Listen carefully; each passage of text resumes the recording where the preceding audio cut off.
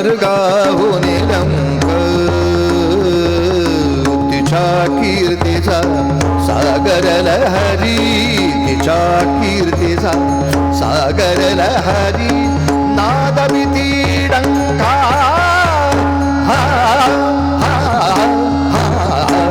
रम्य ही स्वर्गाहून लंका रम्य ही स्वर्गाहून लंका ही लंका ही लंका. नमः पार्वती पते हर हर महादेव. हा बंद पडला किंवा हा बंद पडला कोणतरी एक असू. हा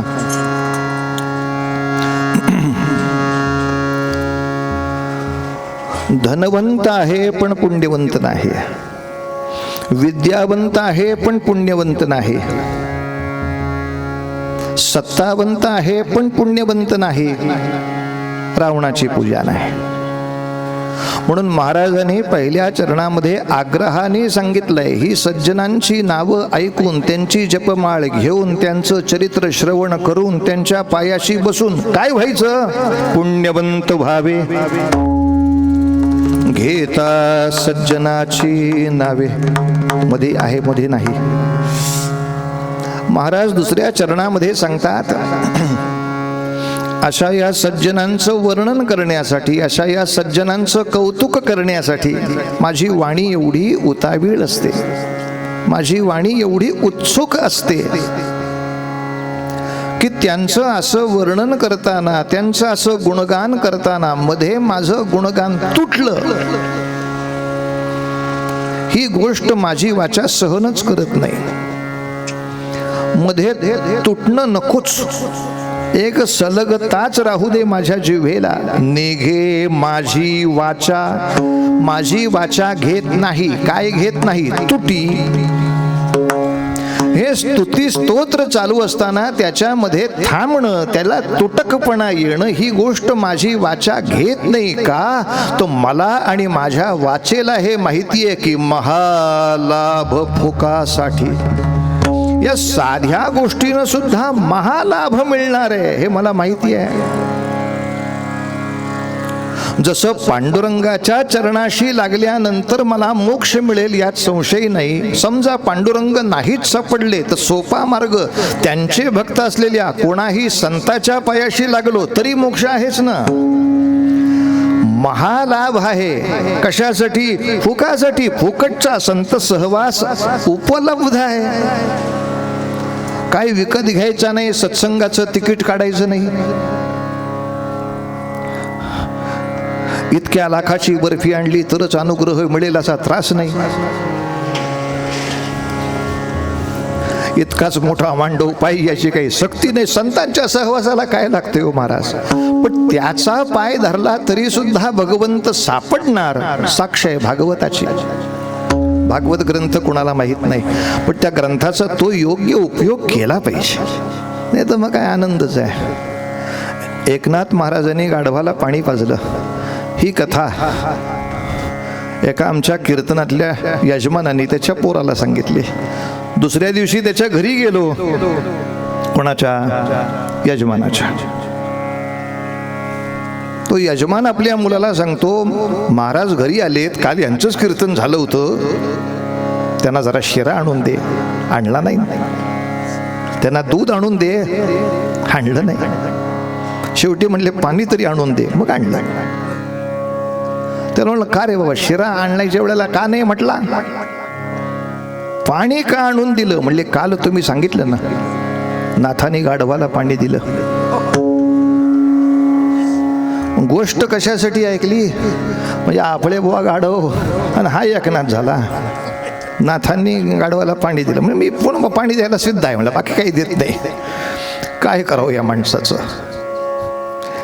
भागवत कथा ऐकायचा लाभ कोणता? लाभ हाच.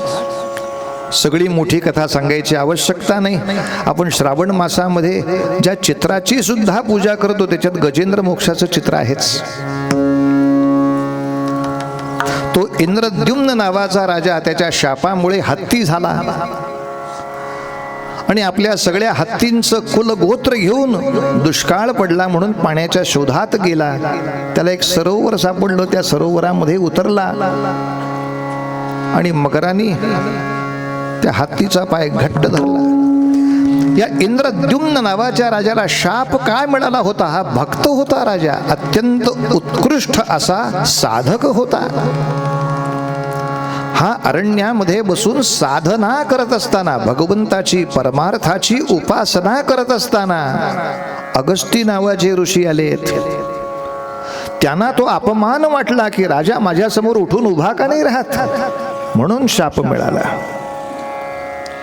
म्हणजे आता तो हत्तीच्या जन्मामध्ये तरी सुद्धा तो संत सज्जन साधक उपासक पारमार्थिक असाच आत्मा आहे. तो गजेंद्राच्या रूपामध्ये जेव्हा तिथे उतरलाय, मगराने पाय धरला. साग मग सद जने साग मद ग मग, अधून मधून अभंग यायला पाहिजे जरा. आता हा काही गजेंद्राचा अभंग नाही, पण पाय मगराने धरलाय आणि आता आपण अडकलो, अशा अर्थाचे अभंग आपल्या गाथेमध्ये अनेक आहेत.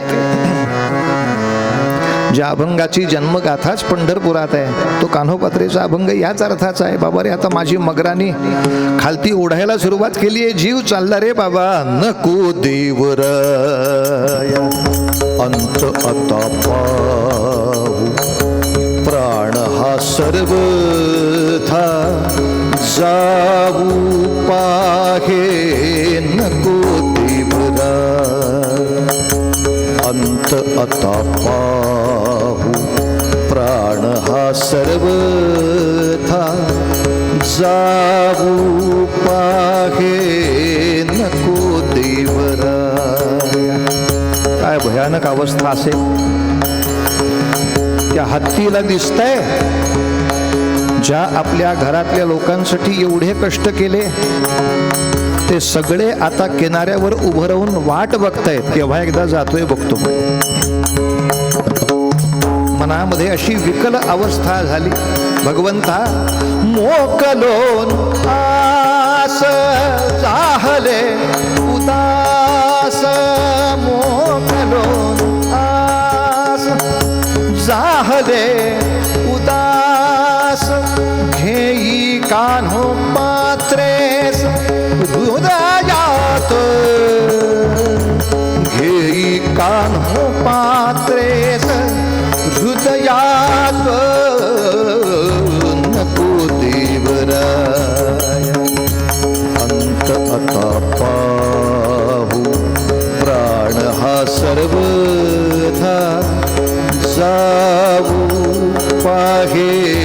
नको देवराय. त्या हत्तीनं आता दुसरा कोणताही उपाय नाही हे लक्षात घेऊन त्या सरोवरामधलं एक कमलपुष्प उपटलं, भगवंताला अर्पण केलं आणि त्या हाके सरशी घाली उडी. भगवंत आले, सुदर्शन चक्राने त्या मगराचा नाश केला. हत्ती बाहेर आला. आता हत्तीच्याही जीवनातून तो राजा मुक्त झाला. ती गजेंद्र मोक्षाची कथा आहे. पण त्या राजाला वैकुंठाकडे नेत असताना मागणं आवाज आला, अहो शुकशुक. म्हणलं इथं कोण हाक मारतंय? तो मेलेला जो मगर होता तो हाक मारत होता. म्हणजे एकटे कसे काय चालले तुम्ही वैकुंठाला? एकटे म्हणजे याला हत्तीला घेऊन चाललोय ना, माझा भक्त आहे तो, किती मागच्या पिढीपासून भक्त आहे माझा, त्यालाच एकट्याला का नेत आहे असं म्हणतोय मी इथं आहे ना. मग तुला नेऊ कसा? तू माझ्या भक्ताला त्रास दिलायस, तुला कसा नेऊ? तोंडा त्रास देण्यासाठी का होईना पाय पकडला का नाही? पांडुरंग हरी वासुदेव हरी पांडुरंग हरी, पाय पकडला का नाही? संतांच्या पायाशी गेलो, आता उद्धार केलाच पाहिजे. मी तुमच्या भक्ताच्या पायाशी आलो का नाही, तुम्हाला उद्धार करणं भाग आहे. त्याचा उद्धार केल्याची कथा आहे ना भागवतात. निघे माझी वाचा तुटी माझी वाचा त्या संतांचं गुणगान करताना थांबतच नाही का. महालाभ फुकासाठी, केवढा मोठा लाभ माझ्या आयुष्यात ती करून देणार आहे. पण महाराजांनी बघितलंच आहे सगळ्या लोकांना, संतांना सोडून सगळ्या गप्पा मारायच्या, सगळं म्हणजे आपापल्या सगळ्या घरातल्यांच्या तर मारायच्याच गप्पा. काकाच्याकडं काय चाललंय, ह्याच्याकडं काय चाललंय, मामाकडं काय चाललंय, आत्यांकडं काय चाललंय. आणि हे कमीच पडलं म्हणून मग टीव्हीच्या सिरियल,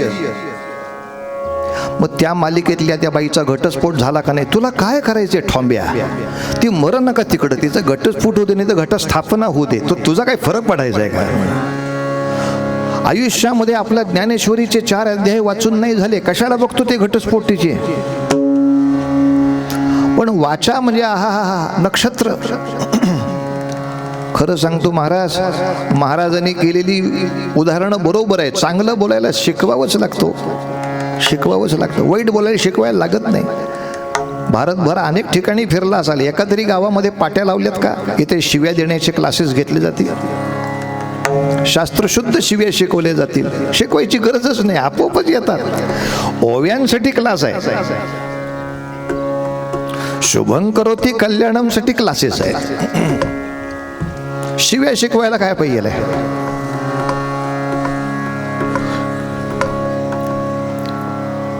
आग्रहपूर्वक चांगलं बोलायला शिकवावं लागतं. म्हणून आम्ही केवढा हट्ट चाललाय, अजून आपल्याला फळ मिळत नाही हो. शासकीय शिक्षण पद्धतीमध्ये संतांच्या अभंगांची पाठांतर नको, अभ्यास दिला पाहिजे पोरांना. त्या पोराला कळलं पाहिजे काय नामदेव महाराज सांगतात, बोलू ऐसे बोल जेणे बोले विठ्ठल, ज्याने भगवंताला बरं वाटेल हेच बोललं गेलं पाहिजे. हे एकदा नामदेव महाराजांचं अनुशासन त्याच्या डोक्यात बसलं, आता कशाला पोरं विचित्र बोलतील मला सांगा. त्याला ते माहीतच नाही. त्यामुळं सतत अशुभवाणीच. गाणं सुद्धा करायचं ते असंच, तुझं पीक पाणी चांगलं यावं असं कधी म्हणायचं नाही. तुझ्या उसाला लागल कोल्हा, इच्छाच मुळात ही. तुझा उसाचा कारखाना खाल्ल्या जाऊ दे, तुझ्या उसाला शेत वाटोळं होऊ दे, तुझ्या उसाला लागल कोल्हा. अरे का रे बाबा. आमच्या भडजीबुवाचाच एक पोरगा होता. ते भडजीबुवा आमच्या घरात सगळ्या कार्याला असायचे, गणपती प्रतिष्ठापना असो, हे असो ते असो, गृहस्थापना. ते पोराला कधी आणायचे नाहीत. आम्ही त्याच्या उगाच मागं लागलो, असं काय करता. म्हटलं तुमच्याच घरातलं पोरग आहे ना, आमच्या घरात आहे बरोबर नाही, त्याला घेऊन या. ते म्हटले बुवा ते येत नाही हेच बरं आहे म्हणले. त्याच्या तोंडावर नक्षत्र पडले, म्हणजे ते कधीच चांगलं बोलत नाही प्रकरण, त्याला नका बोलू. बोलण्यातनं तरी अशुभपणा कशाला. नाही नाही माझं लग्न आहे, त्याला घेऊन याच. आणि मी उसनं संकट आणलं माझ्या लग्नात. ते पोर आलं होतं लग्नात, मांडवात बसलं होतं. मी त्याला उगाच समजवायला गेलो, तुझे बाबा तुला कधी घेऊन येत नाहीत का, तू विचित्र बोलतो म्हणून घेऊन येत नाही. तू बोलणं चांगलं ठेव, पांडुरंगाला आवडेल असंच बोलायचं. मग बाबा तुला सगळीकडे घेऊन जातात का नाही बघ, असं मी त्याला सांगितलं. आणि त्यानं तोंड उघडलं. ते म्हणले बाबा मला काय करायचे कोणाच्या बद्दल वाईट बोलून, मी कधीच वाईट बोलत नाही बुवा. हे माझ्या वडिलांना कळतच नाही, मी कधी कोणाबद्दल काही वाईट बोलत नाही. मला काय करायचे बोलून, आता इथं मी लग्नाला आलो का नाही. दुसऱ्याबद्दल वाईट बोलून आपल्याला काय करायचंय मला सांगा. तिकडं नवरा मरो, तिकडं नवरी मरू, नाही तर मांडवाला आग लावू, आपल्याला काय करायचंय काय. सुरुवातीला 3 बळी घेतले त्यांनी माझे. हे बाबा म्हणलं आपल्याला काय करायची वाईट बोलून, तिकडं नवरा मरू दे, इकडं नवरी मरू दे, तिकडं मांडवाला आग लागू दे. म्हणजे आपल्याला काय करायचे वाईट बोलून मला सांगा. मी कधी वाईट बोलतो का. मला आता जेवायच्या वेळेला पिंडा एवढा भात द्या, ते खाऊन मुडद्यासारखा पडतो. अरवी देवा देवा देवा पांडुरंगा, एक वाक्य तरी सरळ बोल केले. ते बडजी बुवा मला सांगितलं होतं, हे नक्षत्र आमच्या घरात जन्माला आलंय, बोलवू नका म्हणले त्याला. काय करावं, वाणीवरचा संस्कार. आमची वाचा नको त्या लोकांची नको इतकी स्तुती करून इतकी दमते, इतकी दमते, इतकी दमते. तिला आता विश्रांती दिली पाहिजे. म्हणून तिसऱ्या चरणात महाराज सांगतात, त्या वाणीला विश्राम कधी मिळेल?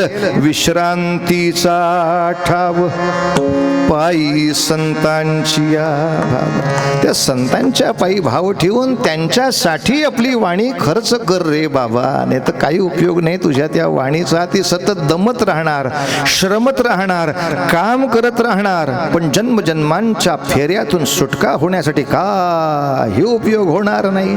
बाबा रे, भगवंताचे जमतील तेवढे गुणानुवाद गा, पण भगवंताचे गुणानुवाद ऐकून ऐकून गाऊन गाऊन समजा थकलास तर सोपा उपाय संतांचे गुणानुवाद गा. काय वानू आता संतांचे उपकार, काय वानू आता संतांचे उपकार, मज निरंतर जागविती, मज निरंतर जागविती, मज निरंतर जागविती. काय द्यावे त्यासी भावे उतराई, काय द्यावे त्यासी भावे उतराई, ठेविता हा पायी जीव थोडा, ठेविता हा पायी जीव थोडा, ठेविता हा पायी जीव थोडा. सहज बोलणे हित उपदेश, सहज बोलणे हित उपदेश, करुणी सायास शिकविती, करुणी सायास शिकविती, गो करुणी सायास शिकविती. काय द्यावे त्यासी भावे उतराई, काय द्यावे त्यासी भावे उतराई, ठेविता हा पायी जीव थोडा, ठेविता हा पायी जीव थोडा, ठेविता हा पायी जीव. तुका म्हणे, वत्सधे नवेच्या पोटी तैसे मज येती, सांभाळीत नेघे माझी वाचा तुटी. महालाभ फुकासाठी अरे विश्रांतीचा ठाव. माझ्या हृदयाला, माझ्या मनाला खरंच जर विश्रांती हवी असेल तर संतांचे गुणानुवाद गावेत, त्यांची चरित्र ऐकावीत, त्यांच्या गाथा वाचाव्यात, त्यांच्या चरित्राचं चिंतन मनन करावं. मनाला केवढा मोठा आनंद आहे. मनाचा आनंद मिळवण्यासाठी शिकवायलाच लागते महाराज. केवढा मोठा आनंद आहे. आणि अशासाठी शेवटच्या चरणामध्ये महाराजांनी आपल्याला असं सांगितलंय, तुका म्हणे पापे जळती किंवा पळती, काही दोन पाठभेद आहेत. संतांची या जपे, त्या संतांचा सज्जनांचा अशा तऱ्हेनं जप झाला तर ही पाप जळून जातात, पळून जातात. दोन गोष्टी सांगतो की पूर्वरंग बंद, मग उत्तरंगामध्ये एक छोटीशी कथा सांगितली.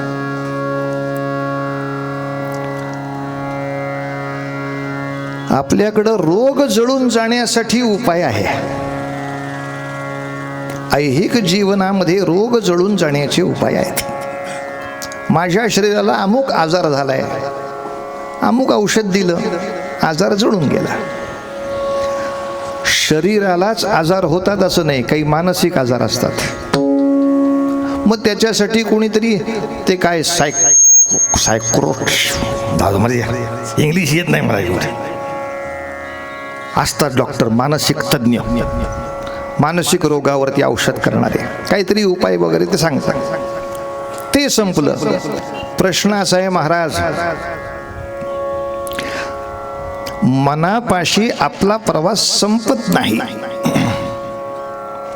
अजून त्याच्या आतमध्ये असणारा जो कारण देह आहे, जो वासना देह आहे, त्याला सुद्धा आजार असतात. ते कोणी घालवायचे? आणि मुळात लक्षात घेण्यासारखी गोष्ट असते, जेव्हा त्या कारण देहामध्ये नको ती वासना येते तेव्हाच मानसिक आजार होतो. आणि मानसिक आजाराची सगळी लक्षणं मग शरीरावर दिसायला लागतात. शरीराचा आजार हा शेवटचा विषय आहे. आम्ही सांगितलं होतं एका डॉक्टरला, डॉक्टर पोटात फार दुखत आहे. त्या डॉक्टरकडे शिकणारी 2-4 पोरं होती नवीन आलेली. मग त्याने सांगायला सुरुवात केली, बुवा महाराज काय ओवा खा ओवा. पण डॉक्टर शहाणा होता, मध्ये बोल नका म्हणले.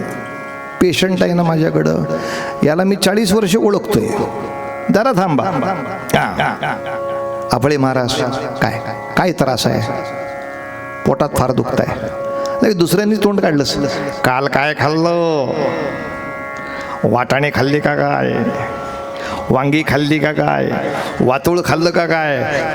डॉक्टर म्हणते रे गप नाही आहे बाप्या, पेशंट माझा आहे ना, मी बघतोय ना त्याच्याकडं. पोट दुखतंय हा शरीराचा विषय झाला. पुढं हे पोट दुखत असल्यामुळे झोप लागत नाही, चैन पडत नाही. आता हा मनाचा विषय झाला. मनाला चैन पडत नाही, झोप येत नाही. शरीराला त्रास काय आहे?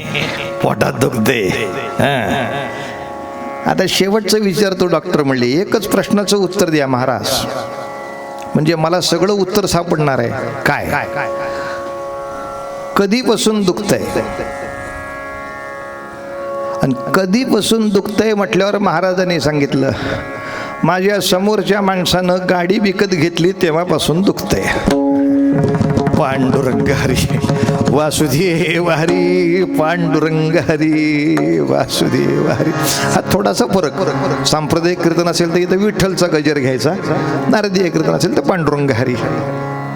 आता डॉक्टर म्हणले काय उपयोग आहे का ते वांग्याचा न वातुळचा तुझ्या? त्याला दुसऱ्याला गाडी घेताना बघून पोटात दुखतंय, म्हणजे ह्याचं दुखणं शरीरात पण नाही, याचं दुखणं मनात पण नाही, त्याच्या आतला जो कारण देह आहे तिथं दुःख आहे, तिथं दुःख आहे. आणि या कारण देहामध्ये असणारी अयोग्य वासना आजार जन्माला घालते.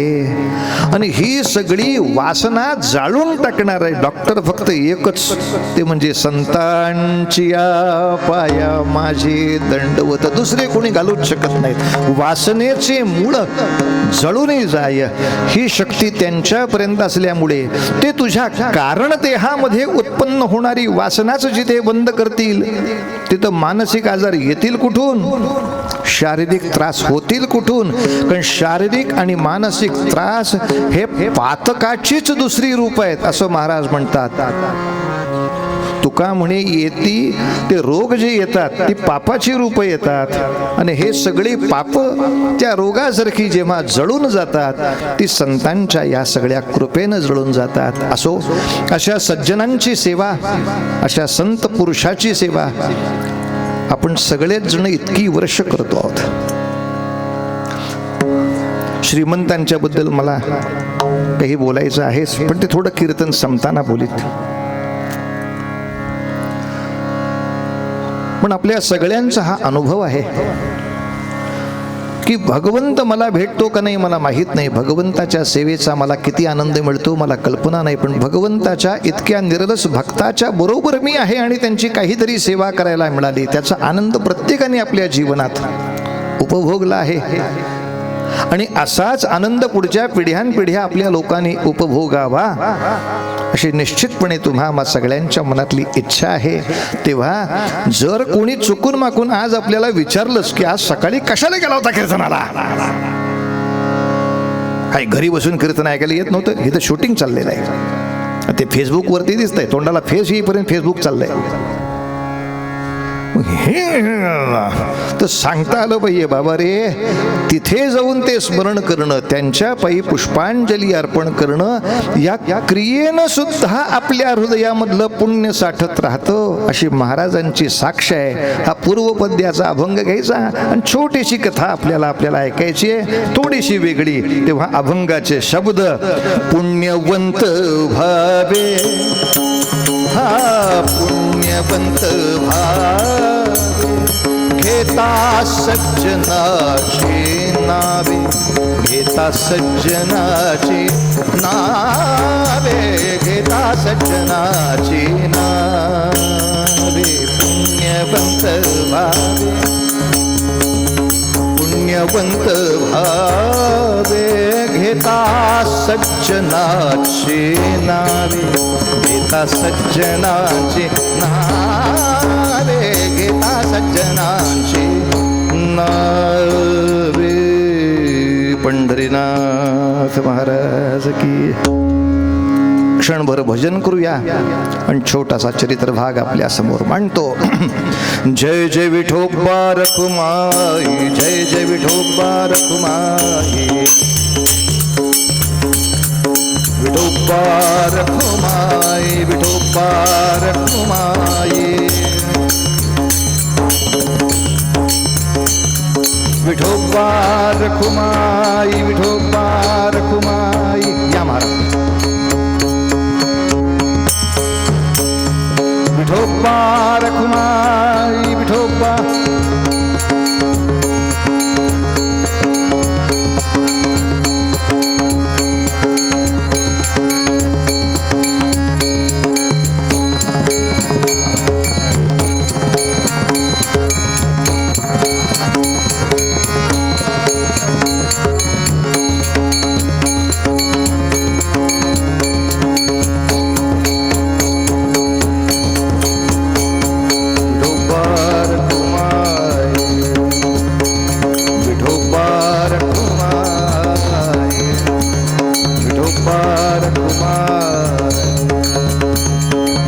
पंढरीनाथ महाराज की जय.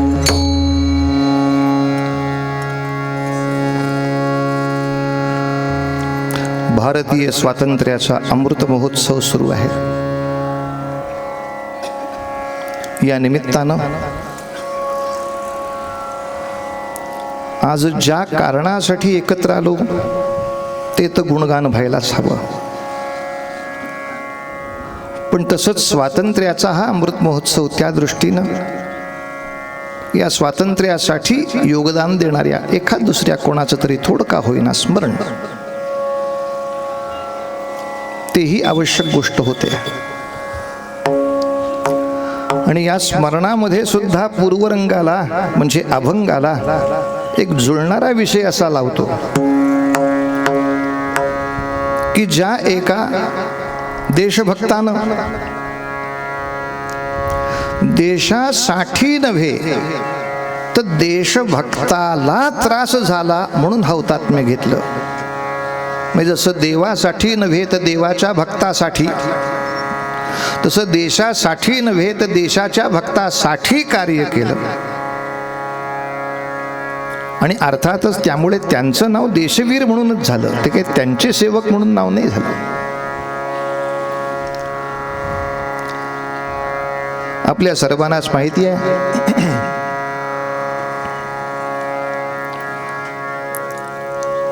पंढरपूर महानगरपालिका आणि सगळे इथले क्रांतीवीरांचे भक्त या सगळ्यांनी एकत्र प्रचंड मोठा प्रयत्न करून सावरकरांचा पुतळा या ठिकाणी उभा केला. आज त्यांच्या नावे वाचनालय आणि त्यांच्या नावाने अनेक अशा देशभक्तीपर प्रकल्पांची गुंफण सतत होत राहते. जर कोणी सहज असं विचारलं, आता हे उत्तर कोणाही क्रांतीवीरासाठी देता येईल, प्रश्न नाही तो. पण ह्यांचं काय कौतुक करायचं, का कौतुक करायचं? कारण एकच आहे,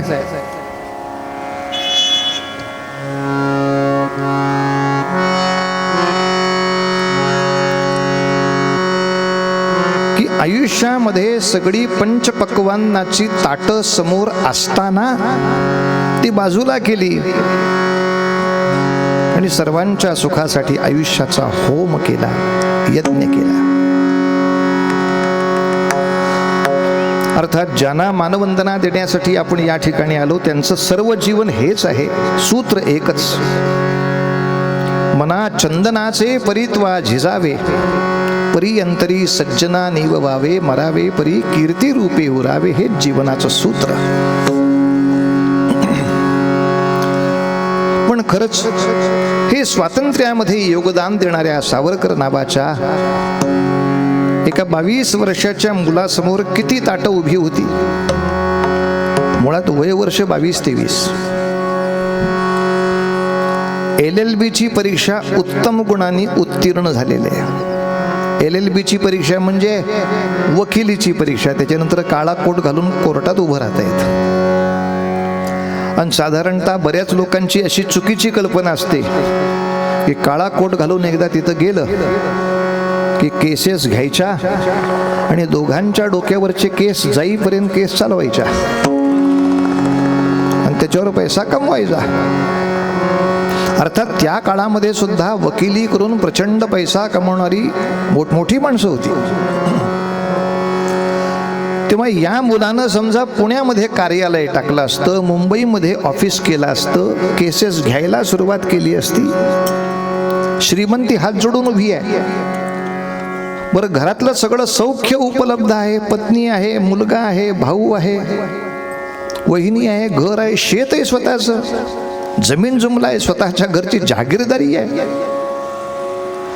इतकं सगळं असताना मनुष्य घरातून निघून जातो. कशाला? एकच विचार करून निघून जातं की जोपर्यंत माझ्या देशातला देशभक्त हा सशस्त्र होत नाही, शक्तिवान होत नाही, तोपर्यंत माझ्या देशाच्या नुसत्या उत्कर्षाला काही अर्थ नाही. देशातले सगळे रस्ते चांगले पाहिजे, अगदी बरोबर आहे. सगळे कारखाने चांगले पाहिजे, अगदी बरोबर आहे. पण ते जर संरक्षण नाही करता आले तर हे सगळं फुकटचं शत्रूच आहे. आज रशियानी स्वारी केल्यानंतर त्या युक्रेनमधले सगळे लोक पळून गेले. तालिबाननी स्वारी केल्यानंतर अफगाणिस्तानच्या बाजूचे सगळे लोक पळून गेले. तिथं काय कमी ताना झालं? काय कारखाने कमी होते का? बँका कमी होत्या का? पैसे कमी होते का? रस्ते कमी होते का? काय सुरक्षा नाही, त्याचा कशाचाच काही उपयोग नाही. ते सगळे कारखाने, सगळ्या बँका आहेत तशाच्या तशा तालिबानच्या हातामध्ये गेल्या का? रक्षण नाही करता आलं. तेव्हा गुलाबाचे ताटवे किती आहेत याच्यापेक्षा कुंपण किती ताकदवान आहे याच्यावरच बाग मोठी होणार आहे. आणि कुंपण करण्याकडे लक्षच नाही. 2 कोटी रुपये आले की हा म्हणणार काय नाही, आता मी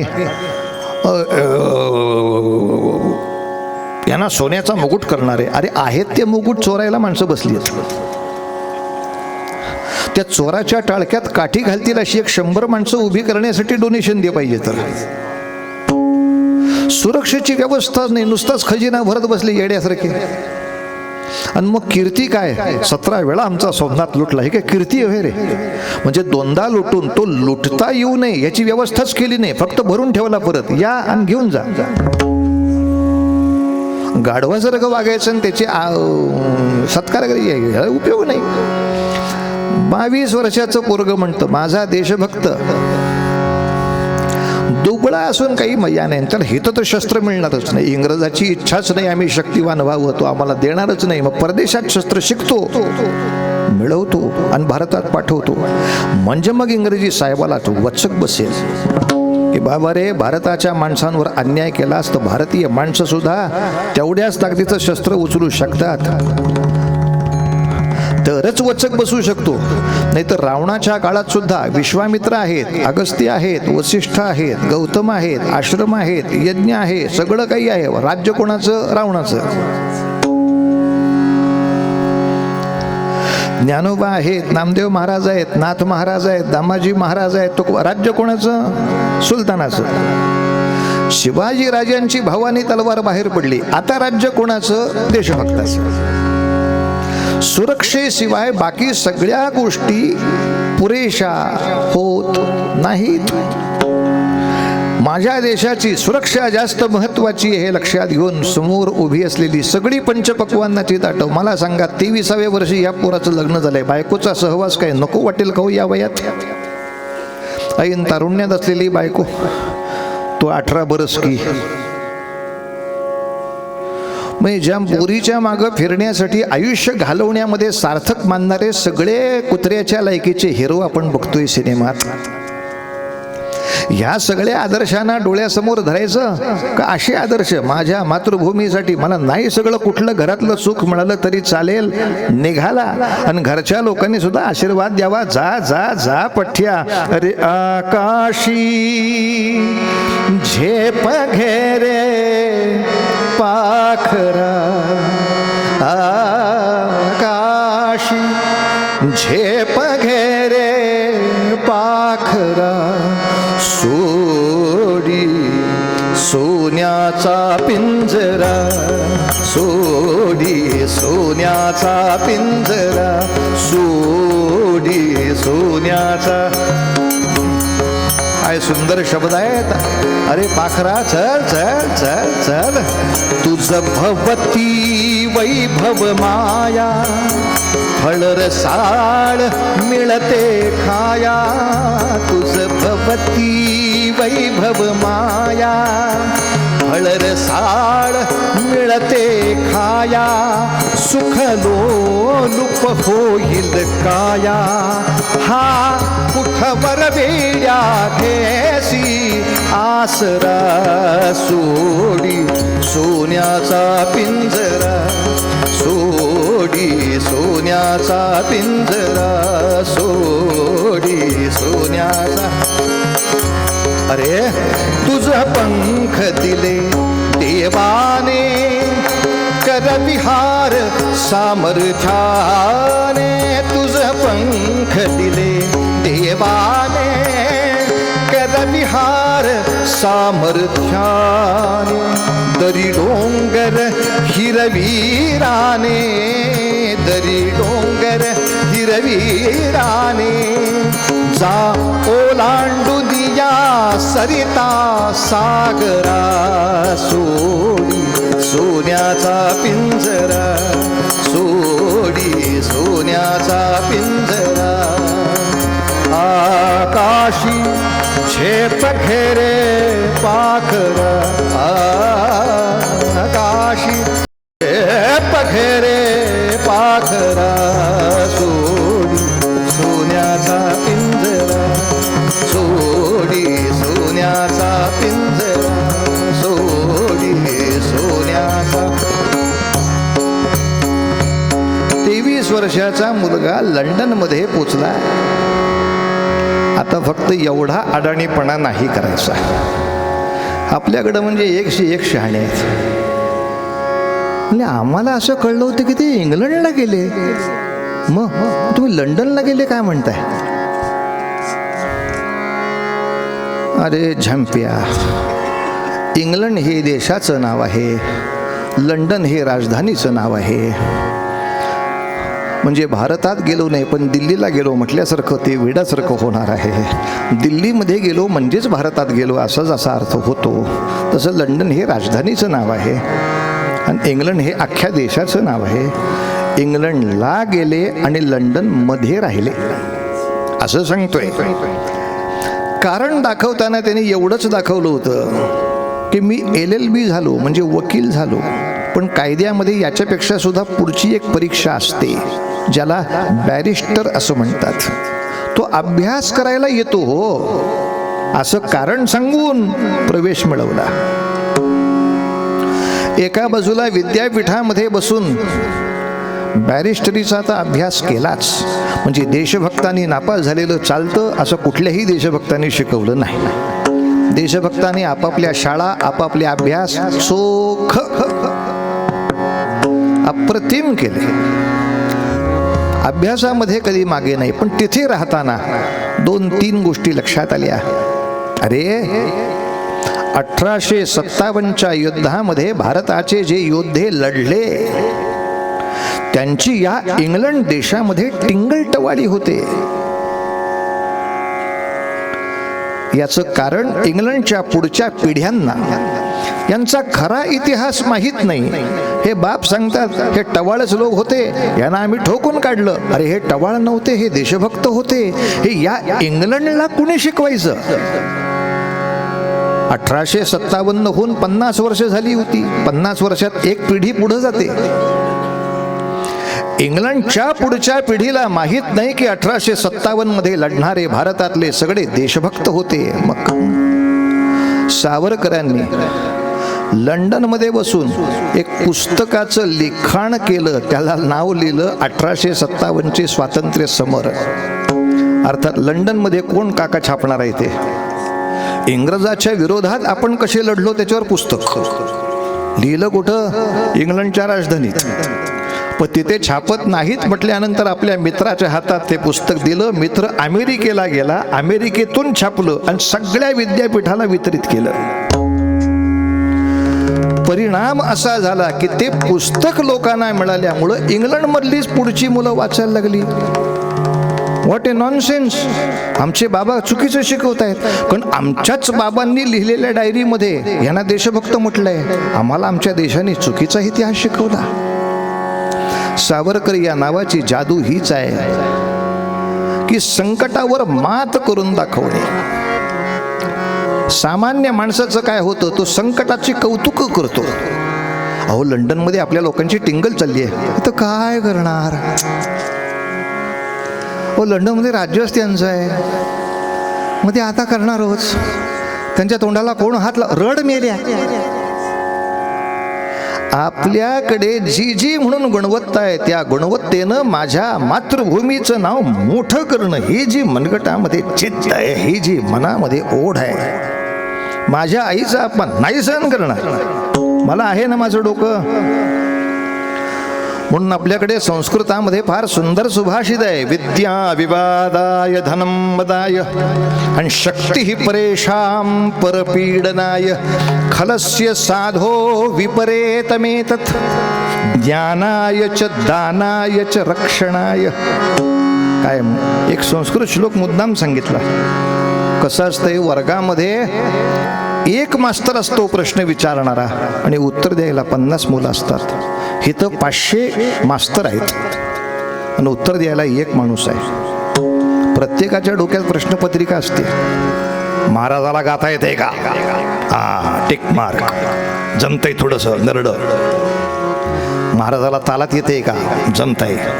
अख्ख्या कीर्तनात एक संस्कृत श्लोक म्हटला नाही, नॉनसेन्स महाराज नको, एक म्हटला चला. विद्या विवादाय धनं मदाय.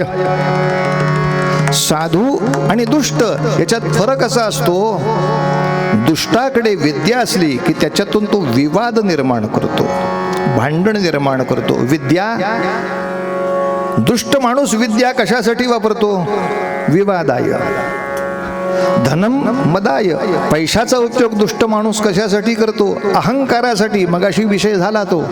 आणि शक्ती ही परेशां परपीडनाय, आपल्या शक्तीचा उपयोग काय करतो? दुसऱ्याला पीडा देण्यासाठी करतो. मग साधू याच 3 गोष्टींचा काय उपयोग करतो? तर विद्येचा उपयोग, विद्या ज्ञानायच, लोकांचं ज्ञान वाढण्यासाठी उपयोग. धनाचा उपयोग दानायच, दान करण्यासाठी उपयोग. आणि शक्ती सर्वांचं रक्षण करण्यासाठी उपयोग. वस्तू 3च, पण हा कसा वापरतो ना हा कसा वापरतो एवढाच फरक. इंग्रजाकडे बुद्धी आहे, तो आम्हाला फसवायला वापरतो. इंग्रजाकडे पैसा आहे, तो अहंकाराला वापरतो. इंग्रजाकडे शक्ती आहे, तो त्रास द्यायला वापरतो. सावरकराकडे बुद्धी आहे, तो शत्रूचा डाव उलटवण्यासाठी वापरतो. सावरकरांकडे बाकी काही धन नाही, पण संघटनेचं धन आहे, ते शत्रूच्या विरोधामध्ये उभं करण्यासाठी वापरतो. आणि सावरकरांकडे शक्ती मिळवलेली असेल तर ती फक्त सज्जनांच्या रक्षणासाठी. 1 मिनिटाची कथा सांगतो महाराज, किती अवघड गोष्ट असते.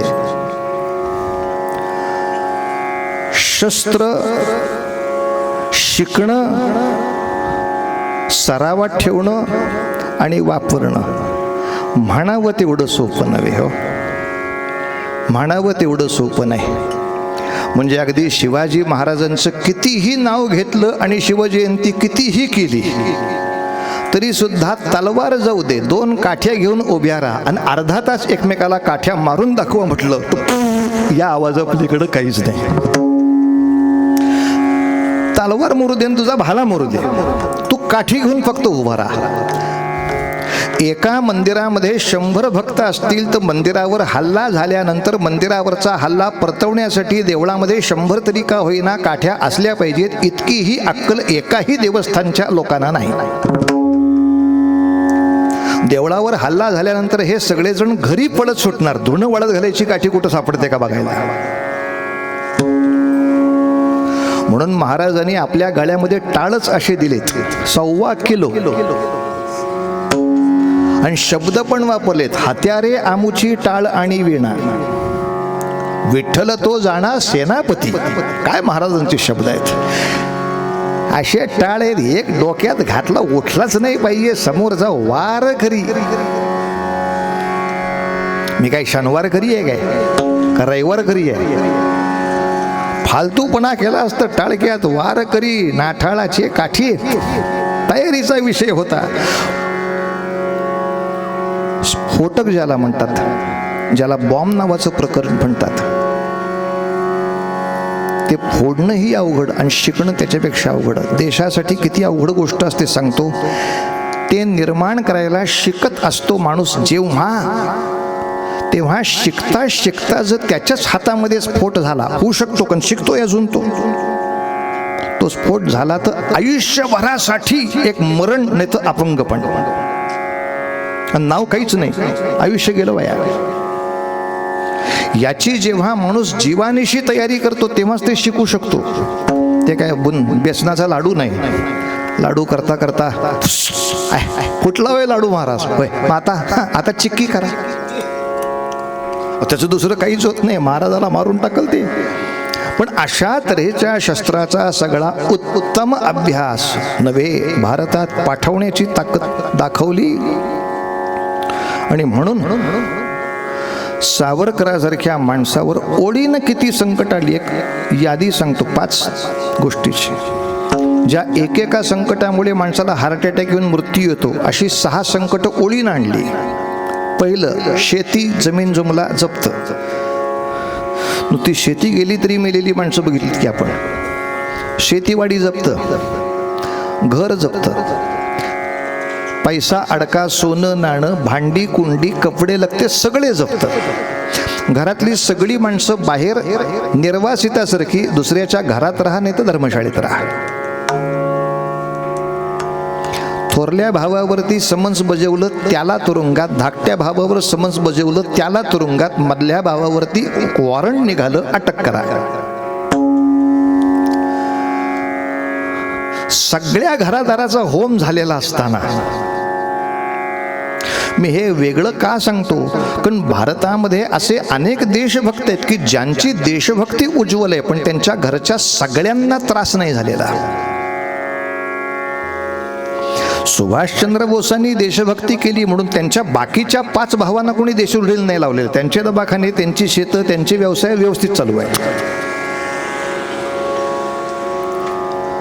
भगतसिंगांनी देशभक्ती केली सुद्धा, त्यांची देशभक्ती मोठी आहे, पण भगतसिंगांच्या काकांचे, त्यांच्या मामाचे जे व्यवसाय ते चालू आहेत, ते कोणी देशभक्त, तिथं कोणी देशोधडीला लावत नाही. सावरकरांचे वेगळे पण असे अख्खं घर देशोधडीला लावलं. हो, अख्खं घर लावलं. 2च ओळी म्हणतो. त्यांच्यावर वॉरंट जेव्हा सुटलं की तुम्हाला अटक होऊन भारतात नेणार आणि फाशी होणार, एखाद्या वेळी भारतात पण नाही नेणार, लंडनमध्येच फाशी देतील, तेव्हा मनाला यातना अशा झाल्या, समुद्रालाच प्रार्थना केली, नेमजसीने परत मातृभूमीला, सागरा प्राण तळमळला. आणि आता मुद्दाम सांगतो, अशा सावरकरांना त्रास झाला, त्यांचं सगळं घरदार मारलं गेलं, भावाला सुद्धा अशा तऱ्हेनं तुरुंगामध्ये यातना भोगायला लागल्या. याच्यावरती एक देशभक्त चिडला. त्याचं नाव सांगतो. हा पंजाबी मुलगा होता. हा पंजाबमध्ये राहणारा इंग्लंडला गेलेला एक विद्यार्थी होता, ज्याचं नाव मदनलाल धिंगरा. अनेकांना हे नाव माहिती आहे. मदनलाल धिंगराला जेव्हा हे कळलं की सावरकरांसारख्या देशभक्ताच्या घरावर एवढी संकट, महाराज ज्यांनी संकट दिली त्याच्यावर जर संकट नाही आणलं तर मग आपण असल्याचा उपयोग काय? आपण असल्याचा उपयोग काय? 8 लाख वारकरी एकत्र जमतायत. त्यांची भीती जर लोकांना नाही वाटली तर मग एकत्र येण्याचा उपयोग काय? आणि म्हणून आपली भीती वाटते बरं. जेव्हा 10वीच्या पेपरमध्ये कोणीतरी एका मूर्खानं असं वाक्य टाकलं होतं की तुकाराम नावाचा एक अडाणी शेतकरी देहूत राहत होता, असं वाक्य आलं होतं 10वीच्या पेपरला. ते वाक्य 10वीच्या आल्याबरोबर आळंदी, देहू, पंढरपुरापासून आपल्या वारकरी संघाने जो जबरदस्त ॲक्शन प्लॅन घेतला, मंत्रालयामध्ये घुसून आपण शिक्षण मंत्र्याला धून मारलंय, लक्षात ठेवा. अनेकांच्या लोकांना हा इतिहास माहीत नसेल, पण आपल्या लोकांनी मंत्रालयात घुसून शिक्षण मंत्र्याला ठोकून काढला होता. यासही लिहितोय पुस्तकात. लक्षात घ्या, तेव्हापासून संत साहित्यावर कुठलंही वाकडं तिकडं लिखाण करायची आजतगायत कोणाच्या बापाची टाप नाही झाली. हे आपल्या वारकरी संघटनेचं सगळ्यात मोठं यश आहे. आपल्या उपयोग काय आपल्या शक्तीचा? शक्ती आपली तेवढी असता कधीची महाराज. आणि असा जेव्हा त्रास झाला,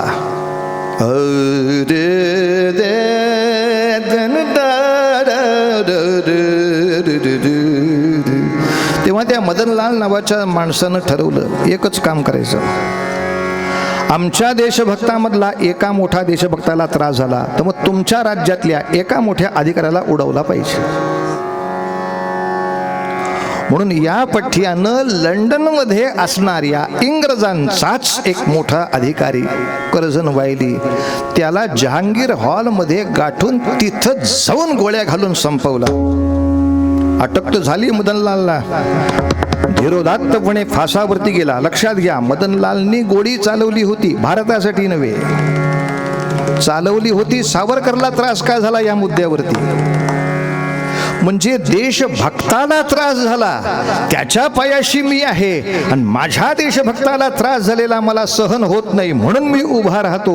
आज मदनलाल धिंगरांचं नाव आपल्या देशभक्तांच्याच यादीमध्ये मोठं आहे. संतांच्या पायी लागलं तरी भगवंताच्याच पायी लागल्याचं पुण्य आहे. मदनलाल ह्यांचाच शब्द मी आता का घेतला, याचं कारण हेच आहे महाराज की मदनलालांना सुद्धा हौतात्म्य जे प्राप्त झालं तोही दिवस 17 ऑगस्ट हाच आहे. या दिवसाच्या एकत्रीच्या निमित्तानं हा सगळा विषय घेतला. असो, अमृत महोत्सवाच्या निमित्तानं जे स्मरण करायचं ते आपण केलं. वरुण राजाचं आगमन झालेलं आहे, तेव्हा फार काळ आपल्याला आता टिकेल थांबता येणार नाही. पण कीर्तन संपवताना विषय इतकाच घेतो की सावरकरांची नावं घ्यावीत, मदनलाल धिंगराचं नाव घ्यावं. ह्या सगळ्यांची नावं घेऊन या सर्व सज्जनांनी त्यांच्या जीवनामध्ये कोणता आदर्श घेतला तर पुण्यवंत व्हावे घेता सज्जनाची नावे. आज देशामध्ये असे आमच्या महाराष्ट्रात सुद्धा अनेक लोक आहेत की जे आपली श्रीमंती दाखवण्यामध्ये प्रसिद्ध आहेत. ते जास्तीत जास्त लॉकेट घालतात, हातामध्ये जास्तीत जास्त हे माळा घालतात, आणि हे बघा माझ्याकडं किती सोनं आहे, हे बघा माझ्याकडं किती अलंकार आहेत, हे बघा माझ्याकडं किती बॅलन्स आहे, वगैरे वगैरे वगैरे. मग अनेक पद्धतीची कौतुकं करून घेतात. आज मला हा सगळ्यात मोठा आनंदाचा विषय की मी अशा एका सज्जनांच्या संतांच्या चरणाशी उभा आहे की ज्यांनी आपलं धन कधी प्रदर्शनासाठी वापरलं नाही, तर सातत्याने लोकांमध्ये झालेला चांगला बदल हेच त्यांचं धन. की आज श्रीमंतांच्या धनाची जर कोणी यादी काढायला गेलं की का म्हणले श्रीमंत काय काय श्रीमंत होते, तर माणसं त्यांच्या घरातल्या बॅलन्स बद्दल काही नाही बोलणार. म्हणले महाराजांनी इथं गणेशांच्या नावे रुग्णसेवा जी सुरू केली, मूकबधिरांच्यासाठी जे विद्यालय उभं केलं, बाकीची कॉलेजेस जी उभी केली, त्याच्यामध्ये जे सगळे विद्यार्थी शिकतायत, हे सगळे शिकतायत, हे आमचं धन. रुग्णसेवेच्या ह्याच्यामध्ये एवढे प्रचंड मोठे कार्यकर्ते निरलसपणे कार्य करतायत, ते आमचं धन. सरकारी काम म्हणजे नक्की तोट्यामध्ये जाणार, हा जिथं आमचा कीर्तीचा विषय होता. असं एसटी महामंडळ गेलं खड्ड्यात, कोणाच्या हाती द्यावं, श्रीमंतांच्या हाती द्यावं. एकदा हाती गेलं, मागचा सगळा तोटा भरून काढून परत नफ्यात आणून दाखवणारं प्रशासन आमच्या श्रीमंतांचं धन. श्रीमंत हा शब्द तिथेच सार्थ होत राहतो. मी माझ्या घरात किती श्रीमंत आहे हा मुद्दाच नाही, तुला किती श्रीमंत व्हायचं हे सांग मला, तुला किती श्रीमंत करू ते सांग. आपल्या सगळ्या सहकारी लोकांना हाताशी धरून, भूकंपग्रस्त असतील, दुष्काळग्रस्त असतील, त्यांना तर हात द्यावाच. बंद पडलेले साखर कारखाने पुन्हा एकदा ऊर्जितावस्थेत आणावेत, इथपर्यंत माणूस थांबतो काही वेळेला. पण आपल्या धनाचा याच्याही पुढे जाऊन उपयोग करत कारगिलच्या युद्धामध्ये ज्या ज्या कुटुंबांना खूप मोठी हानी सोसावी लागली अशा सैनिकांच्या कुटुंबासाठी सुद्धा एक निधी उपलब्ध करणं, त्यांच्यापर्यंत जाणं. योद्ध्यांची आठवण सहसा कोणी ठेवत नाही महाराज. खरं सांगतो, श्रीमंतांची श्रीमंती त्याच्यामध्ये आहे. आज 2020ची मॅच जिंकली तर क्रिकेटच्या लोकांच्या मिरवणुका निघाल्या, पण कारगिल जिंकलं म्हणून सैनिकांची कधी मिरवणूक कोणी काढली नाही.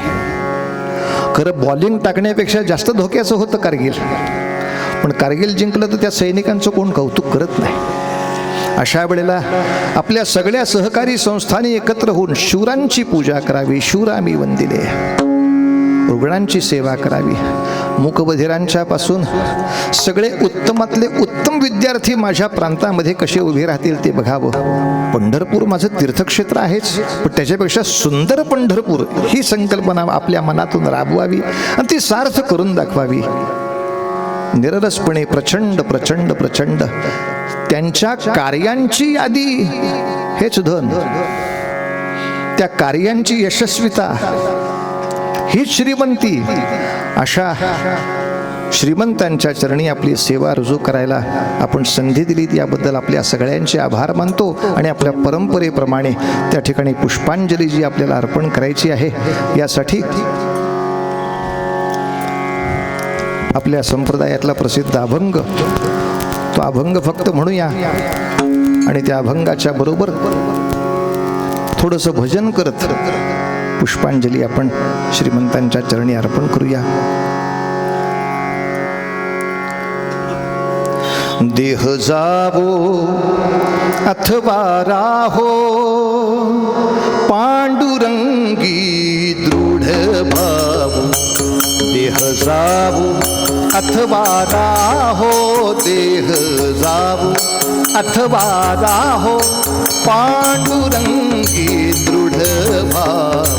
पांडुरंगी दृढ भाव. चरण न सोडी सर्वथा, चरण न सोडी सर्वथा. तुझी आण पंढरीनाथा, तुझी आण पंढरीनाथा.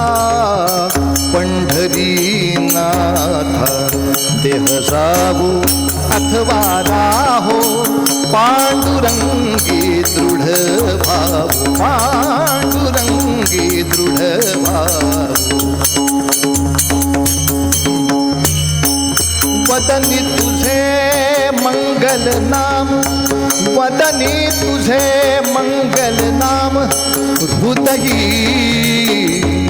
अखंडित प्रेम, हृदयी अखंडित प्रेम. नामा म्हणे केशवराजा, नामा म्हणे केशवराजा. केला नेम चालवी माझा, केला नेम चालवी माझा. आज प्रार्थना हीच आहे. नामदेव महाराजांनी हे पांडुरंगाला म्हटलंय, मी जो तुझ्या सेवेचा नित्य नेम केलाय तो माझा असाच अखंड चालू दे, त्याच्यामध्ये खंड पडू देऊ नको. तीच भावना आपण श्रीमंतांच्या चरणी अर्पण करतो की तुमचा आदर्श डोळ्यासमोर घेऊन अशीच निरलसपणे या समाजाची, या सगळ्या लोकांची, या देशाची निखळ सेवा करण्याचं व्रत आम्ही घेतलं आहे, तुमच्याकडून शिकून घेतलं आहे. तो आमचा वाणवसा, तो आमचा नित्य नेम कधी भंगू नये, कधी तुटू नये, कधी मनातला उत्साह संपुष्टात येऊ नये असा आशीर्वाद द्यावा महाराज. केला नेम चालवी माझा, केला नेम चालवी माझा. देह जाओ अथवा राहो पांडुरंगी दृढ भाव. पांडुरंगी दृढ भाव. पांडुरंगी दृढ भाव. भजन विठोबा रखुमाई, विठोबा रखुमाई, विठोबा रखुमाई, विठोबा रखुमाई, विठोबा रखुमाई, विठोबा रखुमाई, विठोबा रखुमाई, विठोबा रखुमाई. विठोबा रखुमाय विठोबा रखुमाय विठोबा रखुमाय विठोबा रखुमाय विठोबा कुंडली गवरला हरी विठ्ठल श्री ज्ञानदेव तुकाराम पंढरीनाथ भगवान की जय. नमस्कार. जवळजवळ गेले 1.5 तास पावणे 2 तास आपले बुवानी आपलं हृदय कीर्तन आणि देशाच्या स्वातंत्र्य सैनिकांचा सुद्धा इतिहास या ठिकाणी आज कथन केलेला आहे. स्वर्गीय मोठ्या मालकांच्या द्वितीय पुण्यतिथीच्या निमित्तानं सगळ्या गावामध्ये सकाळपासून कार्यक्रम आपण घेतले, पण या ठिकाणी एक मध्यवर्ती ठिकाणी आपण या ठिकाणी कायमस्वरूपी एक मोठ्या मालकांचं स्मारक उभं करण्याचा निर्णय या ठिकाणी घेतलेला आहे.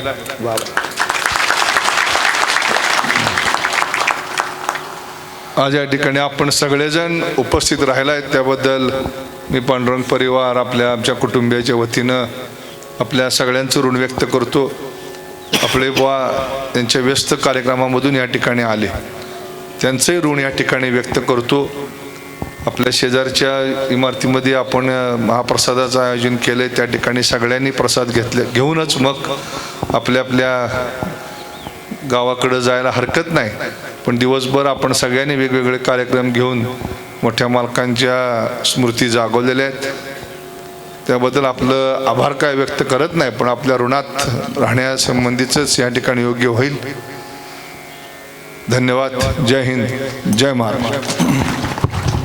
ज्याने मृदुंगाची साथ आपल्याला केली, पुन्हा एकदा आपणा सर्वांचं पांडुरंग परिवार आणि परिचारक कुटुंबियातर्फे मनपूर्वक ऋण व्यक्त करतो.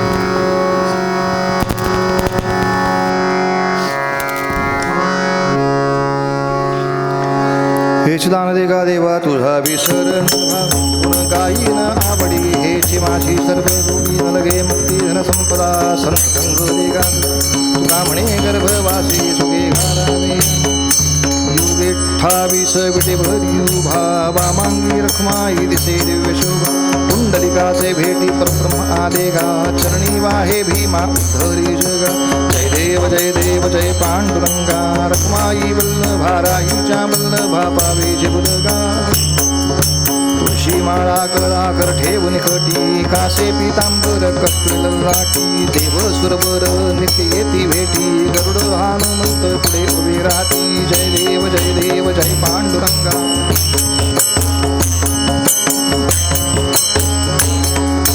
आषाढी कार्तिकी भक्त जन येती, चंद्रभागी कीर्तन जे करती, दर्शन हेळा मातृतया होय मुक्ती, केशवासी नामदेव भावे वाढिती. जय देव रखमाई वल्लभा राहीच्या वल्लभा पावे जिबुलगा.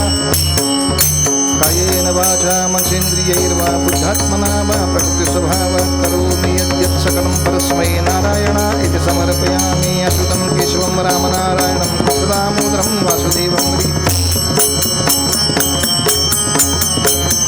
हरे राम राम राम हरे हरे, हरे कृष्ण कृष्ण कृष्ण हरे हरे, हरे राम राम राम हरे हरे. सदा सर्वदा योग तुझा घडावा, तुझे कारणी देह माझा पडावा. उपेक्षू नको गुणवंता अनंता, रघुनायका मागणी हे जियाता. जय जय रघुवीर समर्थ पुंडली गवरदा हरि विठ्ठल श्री ज्ञानदेव तुकाराम पंढरीनाथ महाराज की जय. सर्वांना मनापासून धन्यवाद. सर्वांनी महाप्रसाद घेऊन जायचा आहे. ही पुन्हा एकदा